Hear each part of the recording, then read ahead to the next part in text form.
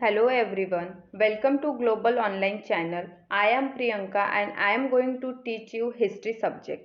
Maharashtra set exam ही assistant professor या पदासाठी होत असते आणि सेट एक्झाम हिस्ट्री या सब्जेक्टमधून प्रिपरेशन करणाऱ्या विद्यार्थ्यांसाठी ही खूप आनंदाची बातमी आहे की ग्लोबल ऑनलाईन मराठी चॅनलवर हिस्ट्री या सब्जेक्टसाठी संपूर्ण क्रॅश कोर्स लॉन्च करण्यात येत आहे आणि या क्रॅश कोर्समध्ये तुम्हाला सगळ्या पूर्णपणे एक्झाम पास होण्यासाठी पूर्ण तयारी करण्यात येईल. तर चला तर बघूया. MS सेट 2022 पेपर क्रमांक 2 हिस्ट्री यांचा हा फर्स्ट लेक्चर आहे. या लेक्चरमध्ये आपण हिस्टोरिकल सोर्सेस बघणार आहोत. हिस्ट्री सिलेबसमध्ये टोटल 10 युनिट्स दिलेली आहे, ज्यामधून ही फर्स्ट युनिट आपली आहे. युनिट 1 याचा हा फर्स्ट टॉपिक आहे, ज्यामध्ये आपण हिस्टोरिकल सोर्सेस यांचा अभ्यास करणार आहे. लेक्चर सुरू करण्यापूर्वी एक महत्त्वाची सूचना अशी की MS सेट 2022 जी एक्झाम होणार आहे, या एक्झाममध्ये हिस्ट्री या सब्जेक्ट न्यू सिलेबस लॉन्च करण्यात आला आहे. त्यामध्ये तुम्हाला मॉक टेस्ट, संपूर्ण अभ्यासक्रमावरील नोट्स, व्हिडिओ लेक्चर, सरावासाठी MCQ सोबतच प्रिव्हियस इयर्स क्वेश्चन PDF फॉर्ममध्ये अवेलेबल असेल. सोबतच तुम्हाला topic wise notes, expert guidance आणि डाऊट क्लिअरिंग सेशन पण उपलब्ध असेल. हा कोर्स परचेस करण्याची फी आहे 4999 आणि या फीजमध्ये पेपर 1 आणि पेपर 2 दोनही कव्हर होणार आहे. आजच रजिस्ट्रेशन करण्यासाठी तुम्ही या व्हॉट्सअप नंबरवर कॉन्टॅक्ट करू शकता किंवा ग्लोबल ऑनलाईन मराठी या चॅनलवर हा ॲप डाउनलोड प्लेस्टोरवर जाऊन हा ॲप डाउनलोड करून तुम्ही त्यावरूनही रजिस्ट्रेशन करून कोर्स जॉईन करू शकता. चला तर मग आजच्या व्हिडिओला सुरुवात करूया. आजचा आपला टॉपिक आहे ऐतिहासिक स्रोत. ऐतिहासिक स्रोत म्हणजे काय, तर प्राचीन काळातील माहिती ज्या साधनातून आपल्याला उपलब्ध होतात त्यांनाच आपण ऐतिहासिक स्रोत असे म्हणतो. ऐतिहासिक स्रोत 3 प्रकारचे असतात: साहित्यिक स्रोत, पुरातात्विक स्रोत आणि विदेशी विवरण. या लेक्चरमध्ये आपण साहित्यिक स्रोताचा अभ्यास करणार आहे. साहित्यिक स्रोताचे 2 भागामध्ये वर्गीकरण केले आहे: देशी साहित्य आणि विदेशी साहित्य. देशी साहित्यांचे 2 भागात परत वर्गीकरण केले आहे, ज्यामध्ये आपण धार्मिक स्रोतामध्ये आपण ब्राह्मण ग्रंथ, बौद्ध ग्रंथ, जैन ग्रंथ यांचा अभ्यास करणार आहे. तर गैर धार्मिक स्रोतांमध्ये आपण ऐतिहासिक ग्रंथ, अर्ध ऐतिहासिक ग्रंथ आणि जीवनी अभ्यासणार आहोत. धार्मिक स्रोतांमधील ब्राह्मण ग्रंथ पुढील प्रमाणे. ब्राह्मण ग्रंथ यामध्ये 2 भाग केले आहे, ज्यामध्ये श्रुती ग्रंथ आणि स्मृती ग्रंथ यांचा समावेश होतो. श्रुती ग्रंथ म्हणजे ऐकून निर्माण केलेले साहित्य, ज्यामध्ये येतात वेद, आरण्यक, उपनिषद. आणि स्मृती ग्रंथ म्हणजे स्मरणांच्या आधारे निर्माण केलेले साहित्य, ज्यामध्ये येतात वेदांग, सूत्र, स्मृती, महाकाव्य आणि पुराण. वैदिक साहित्यामध्ये सगळ्यात पहिल्या क्रमांकावर आहे वेद. वेद हे 4 आहे, ज्यामध्ये ऋग्वेद, सामवेद, यजुर्वेद आणि अथर्ववेद यांचा डिटेलमध्ये अभ्यास आजच्या लेक्चरमध्ये आपण करणार आहे. वैदिक साहित्याच्या अंतर्गत वेद येतात, ब्राह्मण ग्रंथ येतात, आरण्यके येतात आणि उपनिषद यांचा समावेश होतो. वेदालाच आपण त्रिवेद म्हणजे ज्यामध्ये ऋग्वेद, यजुर्वेद, सामवेद संयुक्तरित्या आपण याला त्रिवेद म्हणतो. अपौरुषेय म्हणजे पुरुषांद्वारे निर्माण केलेले साहित्य. नित्य म्हणजे शाश्वत. देवत्रयी म्हणजे देवांद्वारे निर्माण केलेले साहित्य. श्रुती म्हणजे ऐकून निर्माण केलेले साहित्य. अशा प्रकारे वेदाला आपण विविध नावाने ओळखतो. वेदांची संख्या 4 आहे, परंतु सुरुवातीला अथर्ववेदाला वेदामध्ये समावेश केलेला नव्हता, कारण त्यामध्ये तंत्र आणि मंत्रांचं संकलन होता. परंतु नंतर वेदाची मान्यता देण्यात आली, म्हणूनच आपण वेदाला वेद चातुष्टय असे संबोधतो. यानंतरचा आपला टॉपिक आहे ऋग्वेद. ऋग्वेदाचं रचनास्थळ आहे सप्तसैंधव प्रदेश, म्हणजे 7 नदींचा प्रदेश, ज्यालाच आपण सप्तसैंधव प्रदेश असं म्हणतो. आणि रचनास्थळ सप्तसैंधव प्रदेश आहे, तर रचना काळ आहे 1700 BC ते 1500 BC. परंतु सर्वाधिक मान्य असलेली स्थिती जी आहे, जे अनेक विद्वानांनी मान्य केलं आहे की 1500 BC ऋग्वेद काळ म्हणजे जे ग्रंथ आहे ते ऋग्वेद काळाची स्थिती जी आहे 1500 BC आहे. ऋग्वेदामध्ये एकूण 10 मंडळ आहे, 1028 सूक्त आहे, 10580 मंत्रांचा समावेश होतो, ज्यामधील ऋग्वेदातील 2रा आणि 7वा मंडळ जे आहे त्यांची रचना सगळ्यात पहिले झालेली आहे. तर ऋग्वेदातील पहिला आणि 10वा मंडळ सगळ्यात शेवटी निर्माण झाला आणि पहिला आणि 10वा जो मंडळ आहे तो आकाराच्या दृष्टीने सगळ्यात मोठा आहे. ऋग्वेदातील पहिल्या मंडळाचे रचनाकार काण्व ऋषी आहे. दुसऱ्या मंडळाचे रचनाकार गत्स्यमद ऋषी आहे आणि दुसऱ्याच मंडळामध्ये रंगाच्या आधारावर आर्य आणि अनार्य असे विभाजन केलेले दिसते. तिसरा मंडळ महत्त्वाचा आहे कारण तिसऱ्या मंडळामध्ये गायत्री मंत्रांचा निर्माण झालेला आहे. गायत्री मंत्र म्हणजे ओम भूर्भुवस्वः जे आपण म्हणत असतो तेच गायत्री मंत्र आहे आणि त्याचे रचनाकार विश्वामित्र आहे. चौथ्या मंडळाचे रचनाकार आहे वामदेव. यामध्ये 24 प्रकारचा कृषींचा उल्लेख केलेला आहे. 5वा मंडळ जे आहे अत्री ऋषी यांनी निर्माण केला. 6वा मंडळ भारद्वाज ऋषी आणि 7वा मंडळ वशिष्ठ ऋषी. यामध्ये दशराजन युद्धाचा आपल्याला वर्णन केलेला दिसतो. दशराजन युद्ध भरत कबिलेचे जे राजा होते सुदास आणि त्यांचे जे पुरोहित होते वशिष्ठ यांच्या विरोधामध्ये 10 संघ होते आणि या 10 संघाचे प्रमुख होते विश्वामित्र. यांच्या दरम्यान दशराजन युद्ध झाला. हा युद्ध पुरुषनी म्हणजे रावी नदीच्या किनाऱ्यावर झाला आणि ऋग्वेद काळातील हा सगळ्यात पहिला युद्ध आहे. यानंतर 8वा मंडळ आपण बघणार ज्यांचे रचनाकार आहे कण्व ऋषी आणि अंगिरा ऋषी. या मंडळामध्ये मंत्रांचे उच्चारण केलेले आहे. तर 9वा मंडळ हा सोमदेवतेला समर्पित आहे. 10वा मंडळामध्ये पुरुष सूक्तांचे वर्णन केलेले आहे ज्यामध्ये आपण चातुर्वर्ण व्यवस्थेची माहिती मिळते. चातुर्वर्ण व्यवस्थे म्हणजे ब्राह्मण, क्षत्रिय, वैश्य आणि शूद्र ही जे आपलं क्रम आहे त्याला चातुर्वर्ण व्यवस्था असे म्हणतात. सोबतच देवी सूक्त, विवाह, परंपरेचा जन्म, नदी सूक्त यांचा माहिती आपल्याला 10व्या मंडळामध्ये मिळते. आणि 10वा मंडळ इम्पॉर्टंट आहे. नदी सूक्तामध्ये प्राचीन नदी आणि आधुनिक त्यांची नावे यांचा अभ्यास आपण करूया. पुरुषनी नदीला रावी, गोमल या नदीला गोमती, हिरण्यवतीला सिंध, विपाशाला व्यास, अस्कनीला चिनाब, नदी तमाला सरस्वती आणि विस्तता म्हणजे झेलम अशा प्रकारची नावे दिलेली आहे. यानंतरचा आपला टॉपिक आहे यजुर्वेद. यजुर्वेद यामध्ये यज्ञ संबंधित संहिता दिलेली आहे. यांचे 2 भाग आहेत ज्यामध्ये शुल्क यजुर्वेद आणि कृष्ण यजुर्वेद. शुल्क यजुर्वेद पद्यात्मक आहे तर कृष्ण यजुर्वेद गद्य आणि पद्य दोन्ही मिळून आहे. यजुर्वेदामध्ये हत्ती पाळण्याचा आपल्याला उल्लेख आढळतो. सोबतच यजुर्वेदाच्या उच्चारण करणाऱ्या पुरोहिताला आपण अथर्वयु असे म्हणतो. यजुर्वेदानंतर आपण पाहणार साम.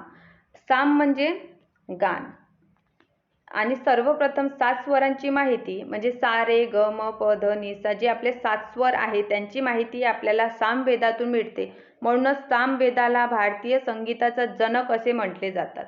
सामवेदातील मंत्र सूर्यदेवतेला समर्पित आहे आणि सामवेदातील 1875 छंद आहे आणि ज्यामधून 99 सोडून बाकी सगळे ऋग्वेदातून घेतलेले आहे. सामवेदाच्या उच्चारण करणाऱ्या ऋषीला उद्गाता असे म्हणतात आणि सामवेदाचा ब्राह्मण ग्रंथ आहे 25. सामवेदानंतर आपण बघणार आहे अथर्ववेद. अथर्ववेद यालाच आपण ब्रह्मवेद असे म्हणतो. अथर्ववेदाच्या रचितांच्या नावावरूनच याला अथर्वगिरस रस असे म्हणतात. अथर्व म्हणजे पवित्र जादू किंवा पवित्र विद्या आणि अंगिरा म्हणजे अपवित्र जादू किंवा अपवित्र विद्या. अथर्ववेदामध्ये 20 अध्याय, 731 सूक्त आणि 6000 मंत्रांचा समावेश होतो. यामध्ये अथर्ववेदाचा मुख्य विषय आहे वशीकरण, जादूटोणा, भूतप्रेत, औषधे यांचा वर्णन अथर्ववेदात केलेला आहे. अथर्ववेदात कुरु वंशाचा जे राजा आहे परीक्षित यांचा उल्लेख केलेला आहे. या वेदाचे उच्चारण करणाऱ्या पुरोहिताला ब्रह्मा असे म्हणतात आणि अथर्ववेदाचा ब्राह्मण ग्रंथ आहे गौपद. अथर्ववेदात सभा आणि समिती याला प्रजापतीच्या 2 पुत्रिये असं म्हटले आहे. हा क्वेश्चन महत्त्वाचा आहे, विचारतात कोणत्या वेदामध्ये सभा आणि समिती यांना प्रजापतीच्या पुत्री म्हटले आहे. तर आपला आन्सर राहील अथर्ववेद. यानंतरचा आपला टॉपिक राहणार यानंतरचा आपण टॉपिक पाहणार आहे ब्राह्मण ग्रंथ. ब्राह्मण ग्रंथानंतर वैदिक साहित्यामध्ये ब्राह्मण ग्रंथांचा समावेश होतो. वेदानंतर ब्राह्मण साहित्यात वैदिक साहित्यांचा समावेश होत असतो. ब्राह्मण ग्रंथ गद्यरचित आहे. वेदांवरील कर्मकांड यावर व्याख्या ब्राह्मण ग्रंथामध्ये केलेली आहे. वेद हे स्तुतिपर आहे, तर ब्राह्मण ग्रंथामध्ये यज्ञविषयक माहिती दिलेली आहे. प्रत्येक वेदासाठी वेगळं ब्राह्मण ग्रंथ आहे, ज्यामधून ऋग्वेद संबंधित ब्राह्मण ग्रंथ, ऐतरेय ब्राह्मण ग्रंथ, कौशितकी ब्राह्मण ग्रंथ, यजुर्वेदाच्या संबंधित शुल्क यजुर्वेदाशी संबंधित आहे शतपथ ब्राह्मण ग्रंथ आणि कृष्ण यजुर्वेदाशी संबंधित आहे तैतरीय ब्राह्मण ग्रंथ. सामवेदाशी संबंधित आहे पंचविश ब्राह्मण ग्रंथ, षडविश ब्राह्मण ग्रंथ, जयमतीय ब्राह्मण ग्रंथ, छांदोग्य ब्राह्मण ग्रंथ, दैवत ब्राह्मण ग्रंथ आणि वंश ब्राह्मण ग्रंथ. अथर्ववेदाशी संबंधित ब्राह्मण ग्रंथ आहे गौपद. यानंतरचा आपला टॉपिक राहणार आहे शतपथ ब्राह्मण ग्रंथ.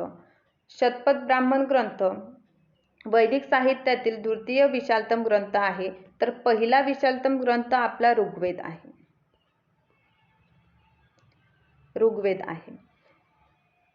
शतपथ ब्राह्मण ग्रंथ म्हणजे 100 पंक्तीची केलेली स्तुती, म्हणूनच याचे नाव शतपथ असं दिले गेले.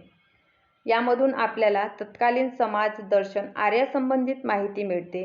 ब्राह्मण ग्रंथामध्येच विदेह माधवची कथा सांगितली आहे आणि या कथेमध्ये आग धरतीला जाळत कंडक नदीपर्यंत गेली आणि त्यांच्या आग विझवण्या मदतीसाठी सरदार विदेह पोहोचले. अशा प्रकारे विदेह यावर आर्यांचा कब्जा झाला.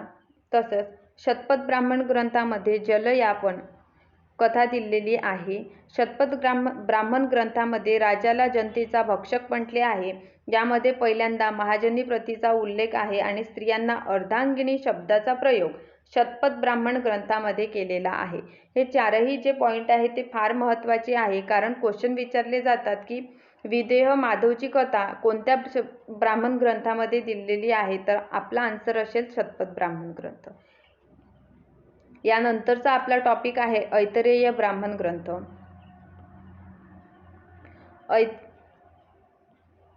ऐतरेय ब्राह्मण ग्रंथ. ऐतरेय ब्राह्मण ग्रंथ यामध्ये राजत्वाचा दैवी सिद्धांताचा उल्लेख आहे. तसंच या ग्रंथामध्ये स्त्री आणि शूद्र यांना समान म्हटले आहे. यामध्ये पुत्रीला सगळ्या दुःखाचे कारण असे म्हटले आहे आणि राजा हरिश्चंद्राची कथा आपल्याला ऐतरेय ब्राह्मण ग्रंथातून आपल्याला मिळते. यानंतरचा आपला टॉपिक आहे आरण्यक. ब्राह्मण ग्रंथानंतर आरण्यकांची रचना झाली. आरण्यक म्हणजे वन आणि वनात निर्माण केलेले साहित्य, यालाच आपण आरण्यक ग्रंथ असे म्हणतो. आरण्यक ग्रंथामध्ये यज्ञऐवजी ज्ञान आणि चिंतन यांचे वर्णन केलेले आहे आणि उपनिषदांचा विकास आपल्याला आरण्यकामधूनच दिसून येतो. अरण्यक या ग्रंथांमध्ये आपल्याला वानप्रस्थ आश्रम जे आहे त्याविषयी इन्फॉर्मेशन मिळते. तसेच ऋग्वेदांशी संबंधित जे आरण्यक ग्रंथ आहे ऐतरेय आणि कौशितकी आहे. यजुर्वेदाशी संबंधित आहे बृहदारण्यक आणि तैतरीय आरण्यक ग्रंथ. यानंतरचा आपला टॉपिक आहे उपनिषद. उपनिषद हे गद्य आणि पद्य रचित आहे. उपनिषद यांचा अर्थ असा होतो की गुरुजवळ बसून ज्ञान प्राप्त करणे. उपनिषद यामध्ये दार्शनिक ज्ञान आपल्याला मिळते. वैदिक साहित्याचा अंतिम भाग असल्यामुळे उपनिषदांना वेदांग असे संबोधले जातात. वेदांत म्हणजे वेदांचा अंत असं संबोधले जातात. उपनिषद यांची संख्या 108 आहे. ऋग्वेदांशी संबंधित उपनिषद आहे ऐतरेय आणि कौशितकी. शुल्क यजुर्वेदाशी संबंधित आहे बृहदारण्यक उपनिषद, ईश उपनिषद. कृष्ण यजुर्वेद उपनिषदाशी संबंधित आहे तैतरीय उपनिषद, मैत्रेयी उपनिषद आणि श्वेतेश्वर उपनिषद. सामवेदाचा उपनिषद ग्रंथ आहे छांदोग्य उपनिषद आणि केन उपनिषद आणि अथर्ववेदाशी संबंधित आहे प्रश्न उपनिषद आणि मुंडक उपनिषद. हे सगळे उपनिषद महत्त्वाचे आहे, कारण जे बृहदारण्यक उपनिषद आहे त्यामध्ये याज्ञवल्क्य आणि त्यांची पत्नी जे होती मैत्रेयी, त्यांच्याशी जे शास्त्रार्थ करतात गार्गी यांची कथा दिलेली आहे, त्यावरून या इन्फॉर्मेशनवरून आपल्याला कळते की त्या काळात विद्वान स्त्रियांची म्हणजे शास्त्रास्त्र करत होत्या यांची इन्फॉर्मेशन मिळते. त्यासोबतच छांदोग्य उपनिषद जे आहे त्यामध्ये सत्यकाम जाबाली यांची कथा दिलेली आहे, जी अनमॅरिड मदर राहते आणि तिच्यासमोर किती समस्या येतात यांचे वर्णन यामध्ये केलेले आहे. भारताचे जे राजचिन्ह आहे सत्यमेव जयते म्हणजे सत्याचा विजय, हा मुंडक उपनिषदामधून घेतलेला आहे. सोबतच 10 उपनिषदांवर शंकराचार्य यांनी टीका लिहिली आहे. रामानुजाचार्य यांचा दार्शनिक सिद्धांत आहे उपनिषदांवर आधारित. मुघल सम्राट जे आहे दारा शिकोह यांनी 52 उपनिषदांचा अनुवाद केला पारसी भाषामध्ये आणि त्याला नाव दिला सीर-ए-अकबर. पारसी भाषेमध्ये अनुवाद केलेला आहे. यानंतरचा आपला टॉपिक आहे वैदिक परंपरा. वैदिक परंपरा. वैदिक परंपरेतील साहित्यालाच आपण स्मृती ग्रंथ असे म्हणतो. स्मृती ग्रंथ म्हणजे स्मरणाच्या आधारे जे ग्रंथ निर्माण केल्या जातात त्यांनाच आपण स्मृती ग्रंथ म्हणतो. यामध्ये आपण पाहणार आहे वेदांग, स्मृती, महाकाव्य आणि पुराण यांचा समावेश वैदिक परंपरा यामध्ये होतो. तर सगळ्यात पहिले आपण पाहूया वेदांग. वेदांग 6 आहे, ज्यामध्ये शिक्षा, व्याकरण, निरुक्त, छंद, ज्योतिष आणि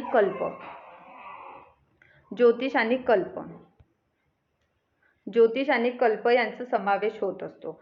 तर जे शिक्षा जे आहे त्यांचा ध्वनिशास्त्र म्हणजे उच्चारण यांची शिक्षा घेण्यासाठी शिक्षा आहे. त्यानंतर आहे व्याकरण, भाषेचा जे नियम आहेत याचं जर उदाहरण द्यायचं झालं तर पाणिनीचा अष्टाध्यायी हा महत्त्वपूर्ण व्याकरण ग्रंथ आहे. निरुक्त यामध्ये वैदिक शब्दाचा अर्थ समजवला आहे. तर छंद, गद्यांचं जसं शास्त्र असते त्याचप्रमाणे पद्यांचं छंदशास्त्र आहे. यानंतर ज्योतिष हा ग्रंथ काल निर्धारण करण्यासाठी लगध मुनी यांनी निर्माण केला आहे. हा प्राचीन ज्योतिष ग्रंथ मानला जातो. यानंतर आहे कल्पसूत्र. यामध्ये यज्ञसंबंधित विधान केलेले आहे. याचे 4 भाग आहे, ज्यामध्ये श्रोतसूत्र म्हणजे यज्ञांचे वर्णन, गृहसूत्र गृहांमध्ये होणारे यज्ञ, धर्मसूत्र मानव धर्म, समाज धर्म आणि राज्य धर्म यांचे विधान धर्मसूत्र या ग्रंथामध्ये केले आहे. तर शुल्बसूत्र यामध्ये विविध प्रकारचे मापांचे विधान केलेले आहे. हा क्वेश्चन इम्पॉर्टंट आहे कारण यामध्ये मॅच द पेअरसाठी हे क्वेश्चन विचारले जातात. यानंतरचा आपला टॉपिक आहे स्मृती. स्मृती यामध्ये वर्ण आश्रम व्यवस्था, राज्याचे कर्तव्य यांची माहिती दिलेली आहे. म्हणजे आचार विचार व्यवहार यांसाठी आपण स्मृती लिहिल्या गेल्या. स्मृतींच्या आधारे दिवाणी आणि फौजदारी कानून बनवले गेले आहे. पद्यपुराणानुसार स्मृतींची संख्या 36 आहे, ज्यामधून मनुस्मृती, याज्ञवल्क्य स्मृती, नारद स्मृती, पार्शर स्मृती, बृहस्पती स्मृती, कात्यायन स्मृती आणि मनुस्मृती या सगळ्या स्मृतींमधून मनुस्मृती खूप महत्त्वाची आहे. स्मृतींमधून मनुस्मृती सगळ्यात प्राचीन आहे. मनुस्मृतीला मानव धर्म शास्त्र म्हटले जाते. तसंच मनुस्मृती याला हिंदूची प्रामाणिक विधी संहिता म्हणतात. मनुस्मृतीचे टीकाकार आहे विश्वरूप, मेघातिथी, गोविंदराज आणि कुलकभट्ट. इम्पॉर्टंट आहे, टीकाकार विचारले जातात. यानंतरचा आपला टॉपिक राहणार आहे महाकाव्य.